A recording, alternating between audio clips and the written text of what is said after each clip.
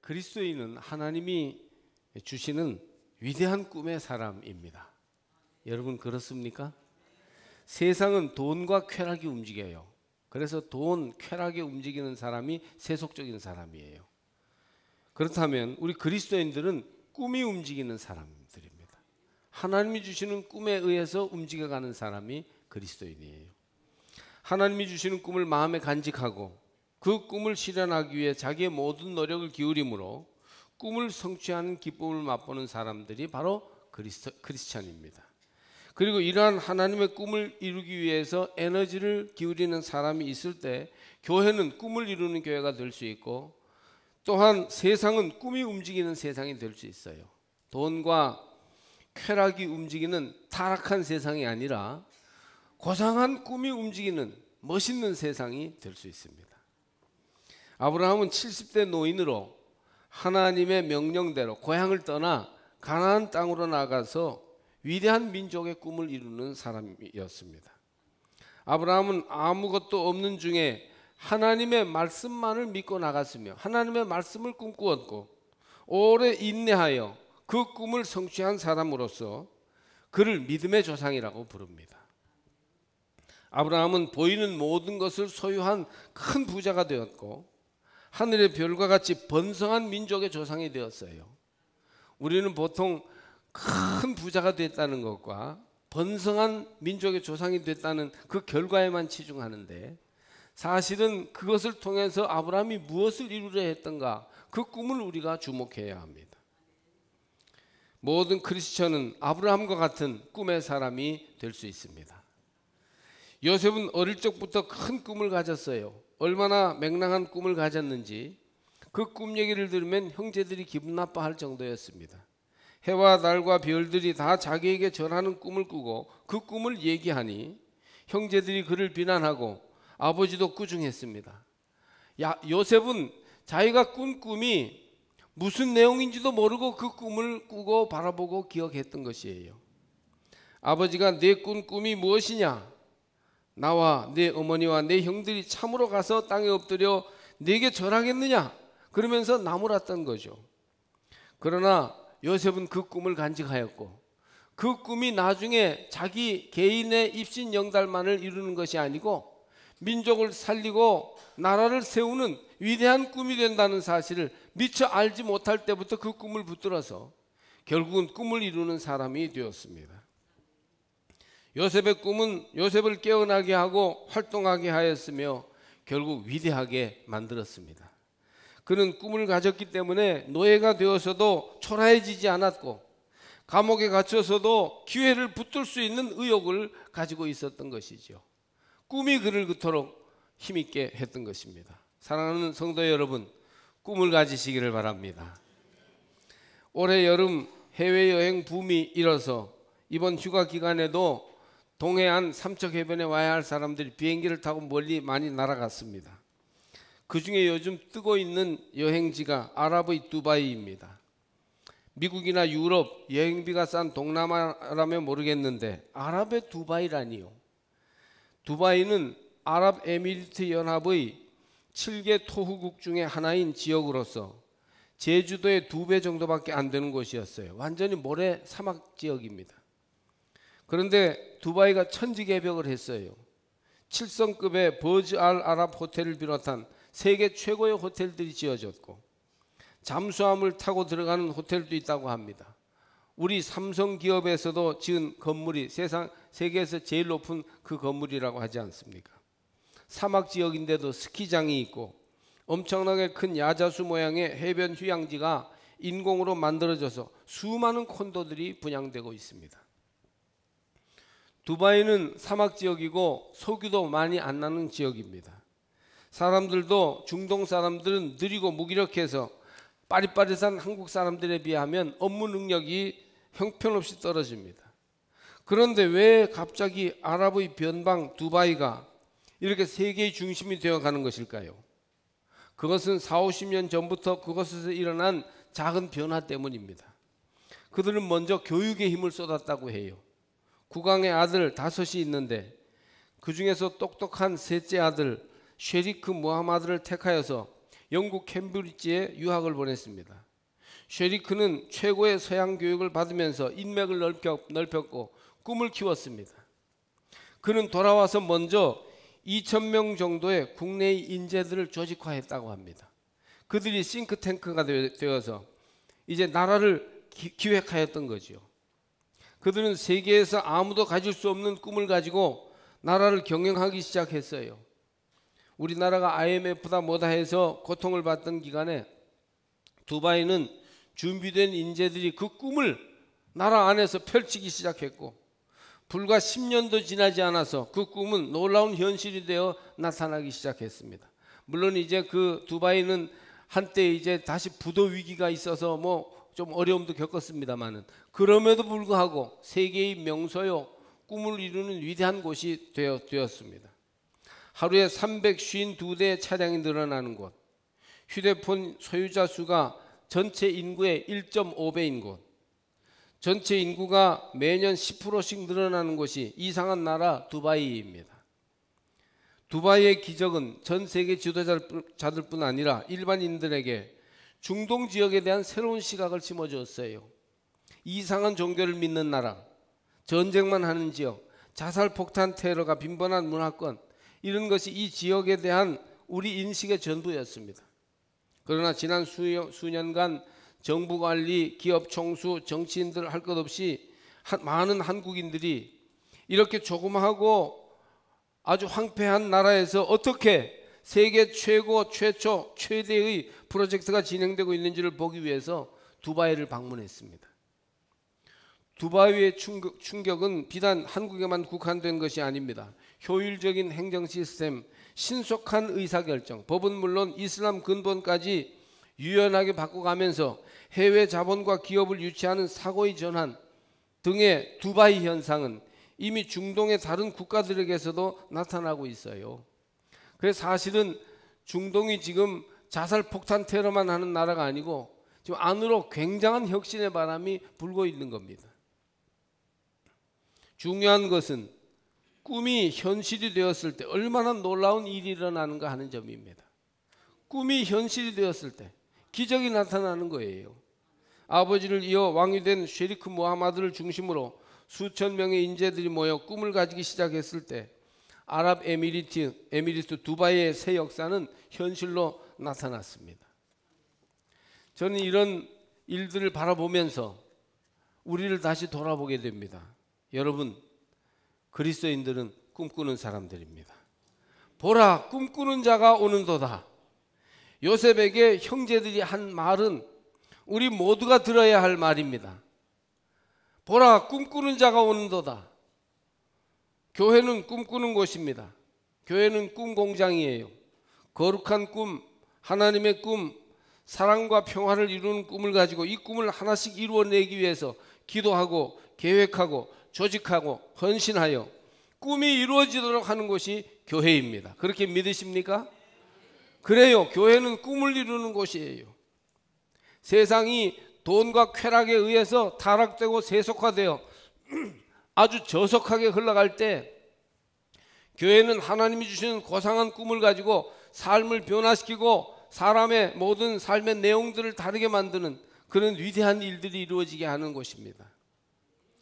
꿈의 사람 요셉이 믿음의 꿈, 거룩한 꿈을 이루기 위해서 어떻게 했는가? 오늘 성경에서 우리는 그것을 알아볼 수 있어요. 첫째로 그는 꿈속에서 보았습니다. 해와 달과 별들이 자기 별에게 절하는 꿈, 그것을 보았어요. 그것은 단순히 자기가 무슨 부모 형제의 절을 받겠다는 이런 게 아니고 뭔가 하나님이 존귀한 존재로 만들어서 하실 귀한 일이 있다는 것을 생각하게 하는 그런 꿈이에요. 자기 곡식단에 다른 곡식단이 전하는 모습, 자기 별에 해와 달과 다른 별들이 경배하는 장면을 그는 꿈꾸었습니다. 아브라함도 젊은 시절 눈을 들어 있는 곳에서 동서남북을 바라보았습니다. 바라본다는 것은 의욕을 가진다는 것이지요. 그 방향으로 그 일로 의욕을 가지고 마음에 품는 것이에요. 그렇습니다. 꿈의 사람은 의욕을 가지고 마음에 품기를 주저하지 않습니다. 그래서 자기가 가지고 있는 가능성을 최대한 발휘해서 무언가 가능한 위대한 일들을 이루어내기를 주저하지 않는 거예요. 사람은 꿈꾸고 마음에 품는 만큼 이룰 것입니다. 여러분 바라보시기 바랍니다. 할 수 있는 것, 해야 할 것, 주님이 내 인생에 주신 것, 그러나 아직 나타나지 않은 것, 그것을 미리 그려보고 바라보고 꿈꿀 때 하나님이 우리의 인생을 힘있게 하고 일으켜 주어서 그 일을 이루도록 인도하실 것입니다. 호랑이를 그리려고 하면 고양이를 그려낼 거 아니에요. 그냥 고양이만 그리려고 하니까 쥐새끼도 못 그리는 것입니다. 그러므로 우리는 꿈을 바라볼 수 있어야 되겠습니다. 마음에 품는다는 것은 마음속에 원하는 삶의 이미지를 그리는 것입니다. 패배와 실패의 이미지를 그리는 사람은 실패자의 인생을 살 것입니다. 그러나 승리와 성공, 건강, 풍요로움, 기쁨과 위대한 성취, 고상한 삶의 내용, 이런 것들을 떠올리는 사람은 아무리 큰 장애물이 있더라도 반드시 그런 인생을 살게 됩니다. 요즘 젊은이들도 보면 그냥 먹고 사는 돈 문제에만 꿈을 꾸는데 사실은 얼마나 고상하고 위대하며 멋있고 아름답게 살 수 있는 좋은 꿈들이 많습니까? 소위 인문학적인 소양을 가지고 세상과 세계를 깊이 바라보면서 우리가 어찌하면 멋지게 살 수 있을지를 꿈꿀 수 있어야 하지 않겠습니까? 우리는 이미 한계에 도달했다는 고정관념에 빠져서 허구적대는 경우가 많습니다. 믿음의 나래를 펴고 더 큰 미래, 더 위대한 삶을 바라보지 못합니다. 나이 때문에 이제 나는 이렇게밖에 못 살아. 고정관념, 선입견에 빠져 있습니다. 지역 때문에 우리 이 시골, 서울에서 제일 멀리 떨어진 영동 삼척에서 무슨 일을 할 수 있단 말이야. 학벌 때문에 나는 못 배웠어. 가방끈이 짧잖아. 가정 배경 때문에 나는 금수저도 은수저도 아니고 흙수저인데 뭘. 이렇게 나는 안 된다는 이유를 자꾸 대면서 핑계하고 도망가는 것입니다. 여러분은 얼마든지 위대한 하나님이 주신 가능성의 사람이 될 수 있습니다. 금수저가 아닌데 어떻게 금맥을 캐겠느냐, 이런 고리타분한 생각에 빠져 있지 마십시오. 꿈의 사람이 되기 위해서는 낡은 가죽 부대를 버려야 합니다. 작은 일을 마음에 품지 말고 우리가 할 수 있는 큰 일을 품으십시오. 이렇게 설교를 해도요, 그건 남의 얘기지 뭐 내 얘기는 아닙니다, 이렇게 생각하는 분들이 좀 있는 것 같아요. 옛 선입견과 고정관념, 현실 안주의 함정에 빠져 있는 한 절대 꿈은 이루어지지 않습니다. 특별히 나이 드신 여러분, 우리는 지금 꿈꾸는 세대가 아니고 잠잠히 있어야 할 세대라고 생각하지 마십시오. 어쩌면 중년 이후의 삶이야말로 꿈이 필요한 시대입니다. 의심의 토양 위에서는 하나님이 주신 기회의 씨앗이 뿌리를 내리지 못한다. 긍정의 힘이란 책에 나오는 말이에요. 자꾸 의심하고 자꾸 변명하고 핑계하고 있으면 아무것도 이룰 수 없습니다. 하나님은 나는 여기까지야 라는 비좁은 생각에서 우리가 떠나기를 바라십니다. 그때 측량할 수 없는 위대한 가능성, 놀라운 축복이 우리 삶의 현실이 되어 나타날 수 있습니다. 하나님은 마음에 큰 그릇을 준비한 사람들에게 복을 넘치도록 부어주십니다. 하나님이 지금도 부어주시는데, 시간 속에서, 기회 속에서, 만남 속에서 지금도 가능성을 부어주시는데 내가 그릇을 엎어놓고 있기 때문에 아무 일도 일어나지 않습니다. 그러므로 꿈꾸십시오. 바라보고 마음에 품으십시오. 더 좋은 날은 아직 오지 않았다고 말하면서 꿈을 향하여 전진하시기를 바랍니다. 둘째로, 요셉은 꿈을 이룬 듯이 살았습니다. 요셉은 형들 사이에서 특별한 존재로 스스로를 구별하고 다른 존재로 살려고 애썼습니다. 그는 채색 옷을 따로 입고 스스로가 꿈의 사람임을 드러내었습니다. 요셉이 소년이라고는 하지만 전후좌우를 분별할 수 있는데 형들과는 다른 채색 옷을 입고 왔다 갔다 하면 형들로부터 얼마나 왕따를 당하고 미움을 받을는지 모를 애가 아니에요.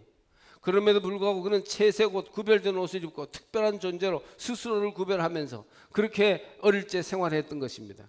형들이 미워하였지만 그는 꿈의 사람임을 포기하지 않았어요. 아브라함도 하나님이 꿈을 보여주셨을 때 종과 횡으로 다녀보면서 재어보았습니다. 그래서 그 꿈을 현실로 이루기 위해서 구체적으로 계획하고 생각했던 사람이 아브라함이에요. 막연히 의욕만 가져서는 안 됩니다. 꿈만 꾸고 있으면 안 돼요. 꿈을 가진 사람은 그 꿈을 현실적인 삶으로 계획으로 세워야 합니다. 꿈을 어떻게 이룰 것인가를 구체적으로 계획하고 그렇게 사십시오. 아침의 계획이 저녁의 현실이 될 수 있습니다. 청년의 계획이 중년의 현실이 되며 중년의 계획이 노년의 우리 삶의 열매가 되어 나타나는 것입니다. 모든 일이 다 계획대로 되지는 않지만 계획 없이 이루어지는 일이란 없습니다. 여러분 꿈꾸시고 계획하십시오. 좋은 계획의 씨앗을 자꾸 뿌릴 때 얼마 지나지 않아서 우리 인생의 대지는 아름다운 화초와 열매로 가득하게 될 것입니다. 씨앗 10개 뿌려서 하나도 싹 안 난다고 뿌리지도 말면 아무것도 꽃피지 않지만 씨앗이 더 많이 없어질지라도 계속 뿌리면 그 뿌린 씨앗 중에서 열매 맺는 역사가 나타나게 될 것입니다. 교회도 그래요. 좋은 계획을 자꾸 내다 버리지 말고 이런 거 해봐야 안 됩니다. 이렇게 하지 말고 자꾸 좋은 계획, 새로운 꿈을 자꾸 실천할 때 위대한 꿈의 공동체가 될 수 있을 줄로 믿습니다. 요즘 교회 학교가 예전에 비해서 현저히 약해졌어요.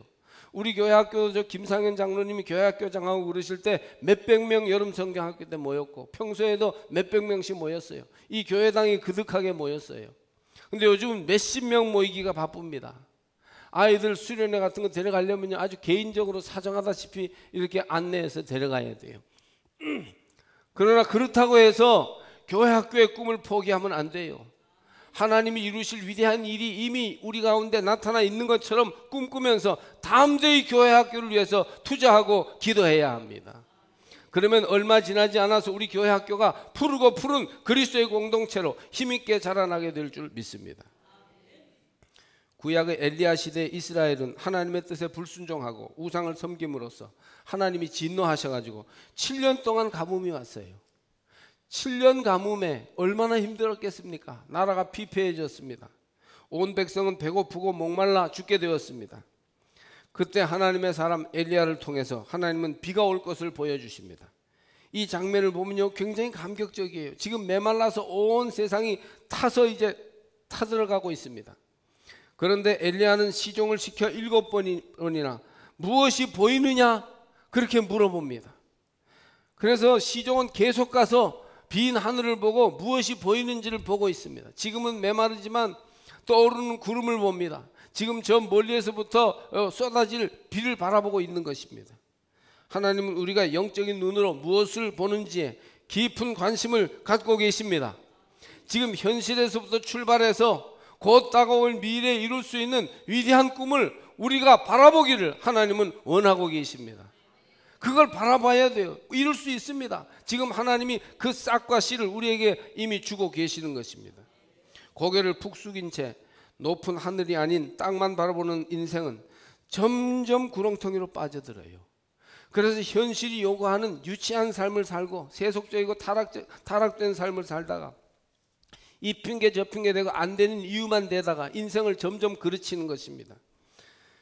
고개를 들고 주님이 이루실 꿈을 미리 바라보면서 꿈을 향해서 담대히 서시기를 바랍니다. 미국 휴스턴에 사는 어떤 부부는 매일 너무 열심히 일해요.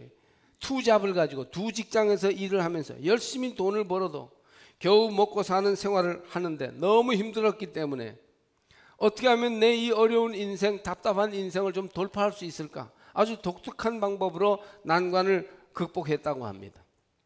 남편은 직장에서 퇴근하면 좁은 아파트에 앉아 신세 타령을 늘어놓으면서 저녁 시간을 보낸 것이 아니라 놀랍게도 둘은 깨끗하게 차려입고 그 부부는 차를 타고 도시의 최고급 호텔로 향했습니다. 호텔에 가서 뭘 할 수 있는 돈이 없고 그럴 여유가 없지만 일부러 그렇게 한 거예요. 호텔 주차비는 너무 비쌌기 때문에 약간 떨어진 거리에 주차를 하고 호텔까지 걸어갔어요.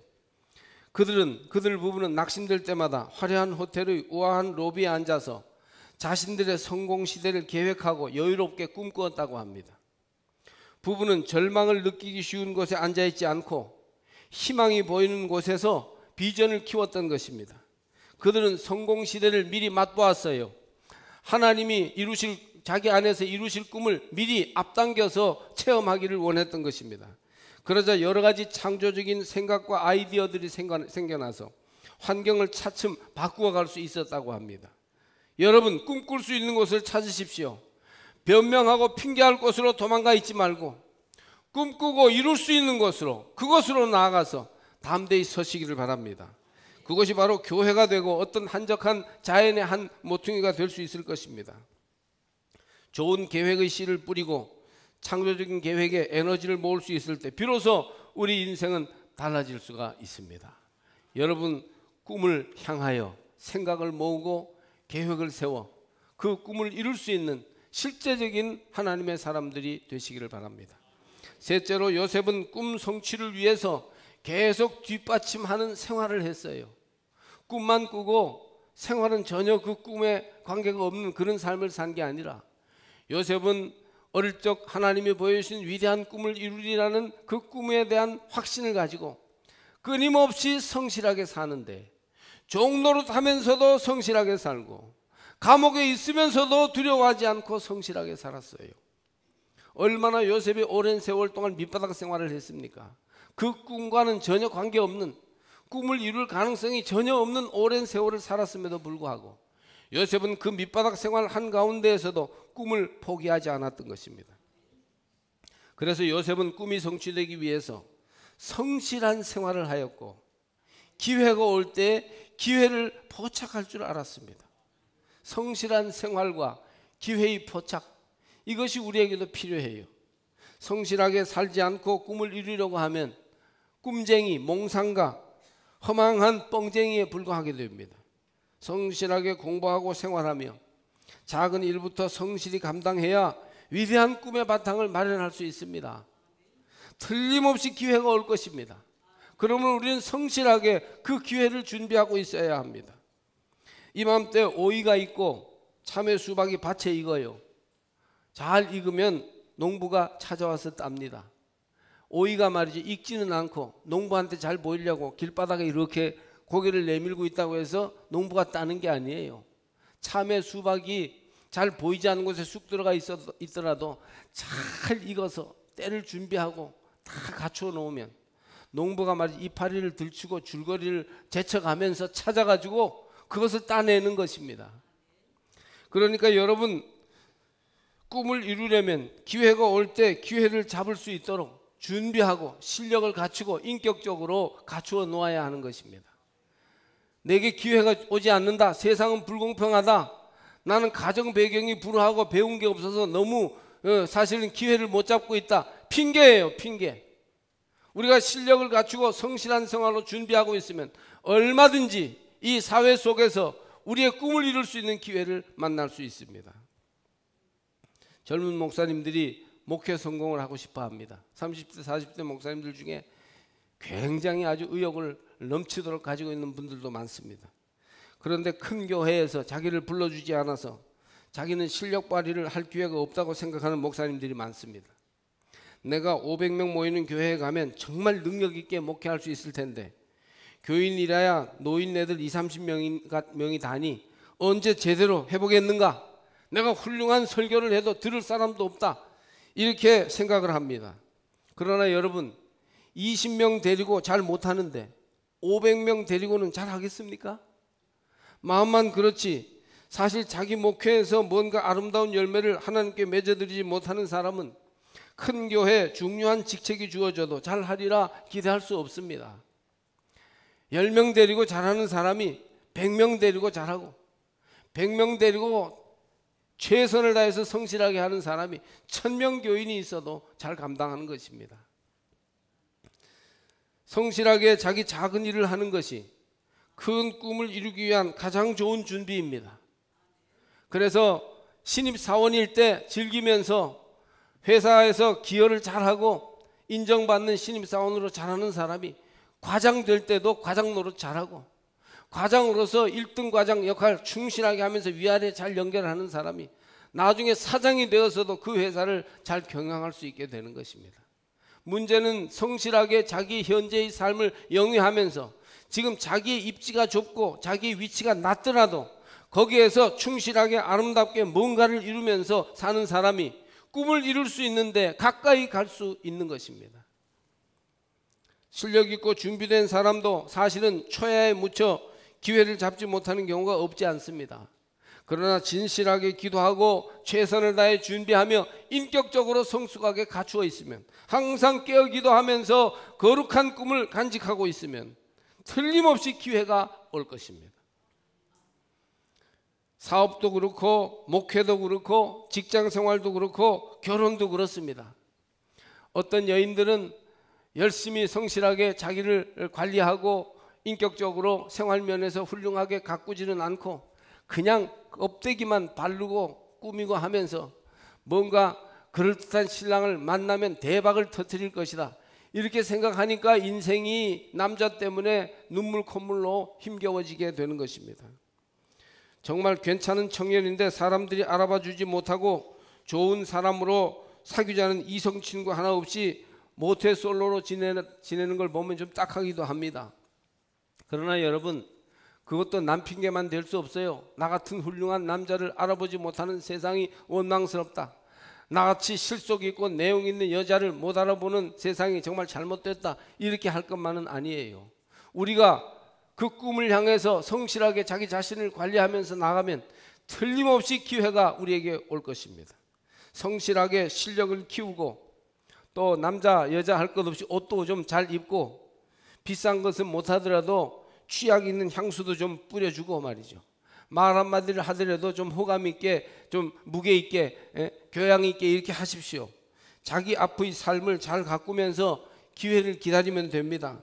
그리고 기회가 오면 두려워하지 말고 꽉 잡아야 돼요. 이것이 기회다. 그러면 담대하게 결단할 수도 있어야 되는 거예요.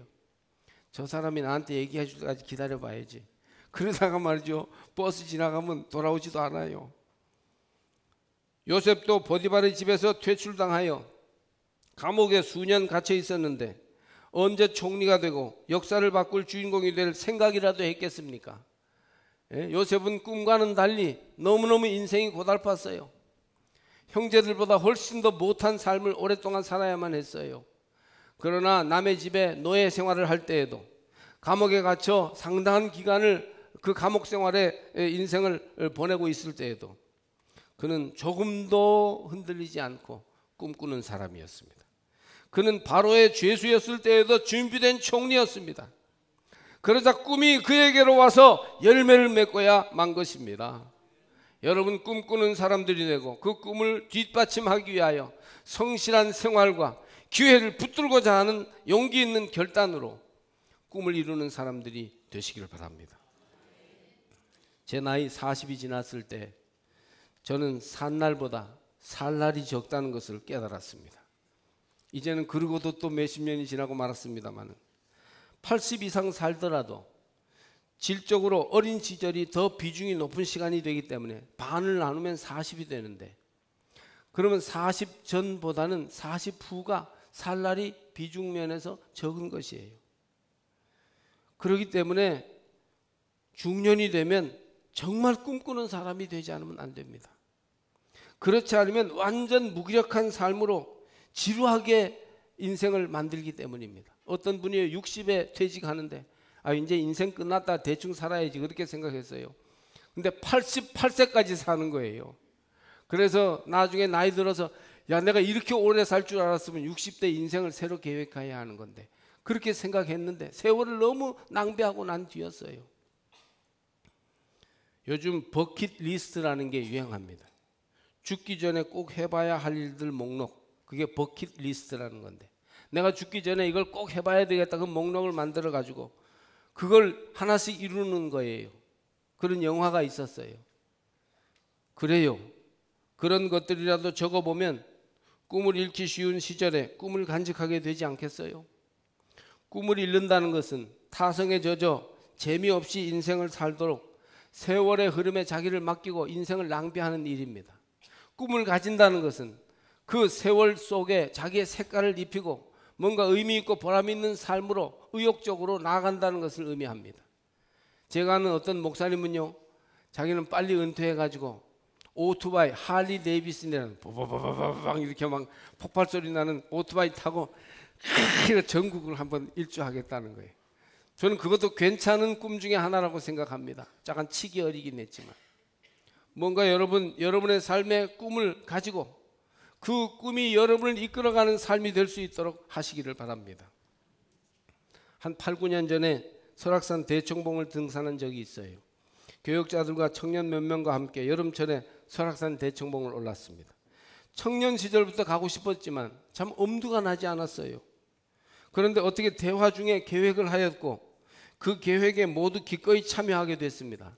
보니까요, 평생 꿈으로 설악산 대청봉 가고 싶어 하는데 못 가고 있는 사람들이 대부분이더라고요.